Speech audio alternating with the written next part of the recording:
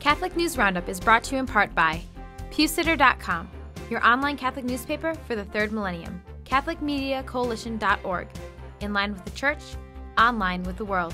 And TheAmericanCatholic.com, politics and culture from a Catholic perspective.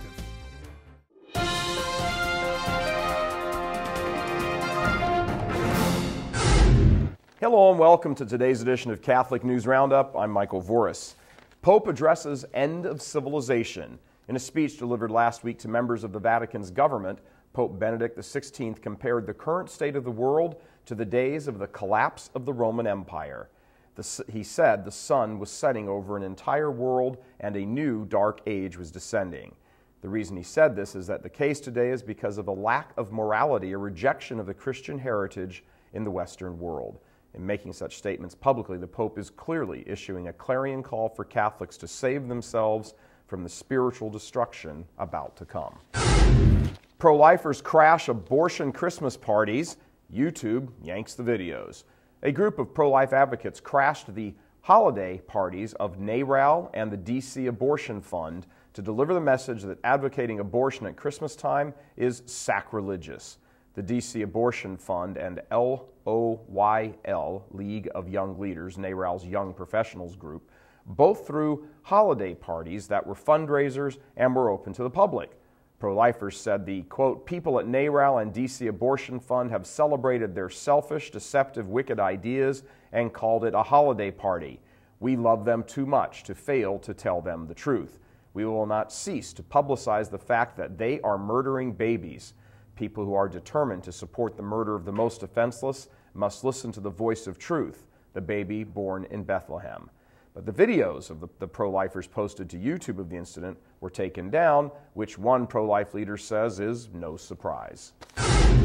Federal government files lawsuit against Kentucky pro-lifer. The U.S. Department of Justice last week filed a lawsuit accusing a pro-life protester of violating the Freedom of Access to Clinic Entrances Act during a protest at a Louisville, Kentucky abortion clinic last January. Congress enacted the FACE Act in 1994.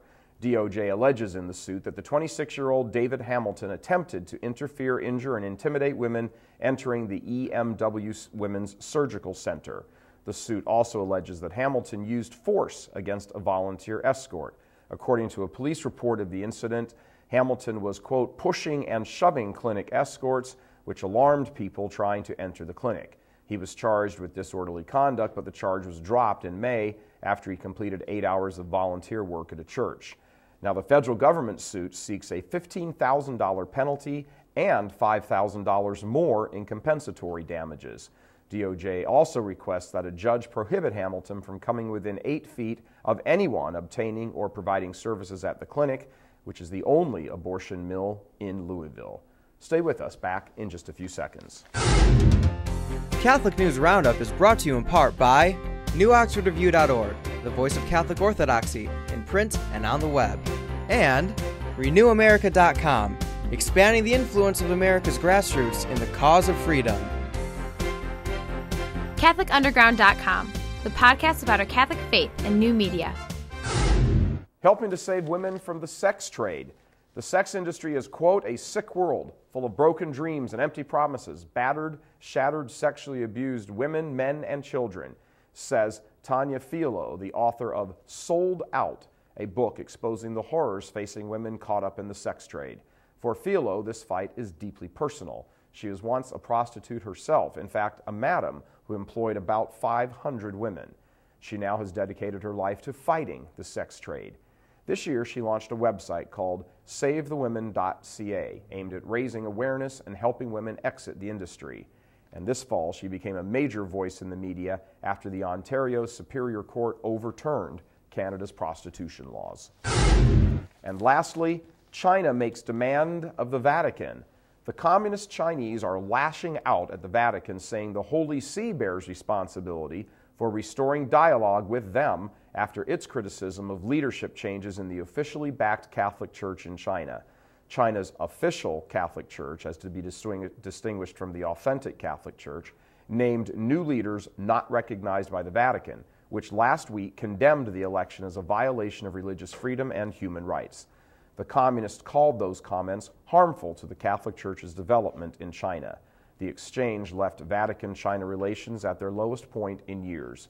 The communist in charge of powerful church oversight lobbies said, quote, "We can't just not hold the meeting because the Vatican opposes. People wouldn't accept it, and it would be akin to turning China into a colony. Repairing ties that had been gradually improving in recent years was now the responsibility of officials in Rome," he concluded. I'm Michael Voris. Thanks for tuning in. Be sure and tune in tomorrow for your daily dose of Catholic News Roundup right here on RealCatholicTV.com. Be sure and check out the Vortex today, where we discuss the end of the world, at least our world.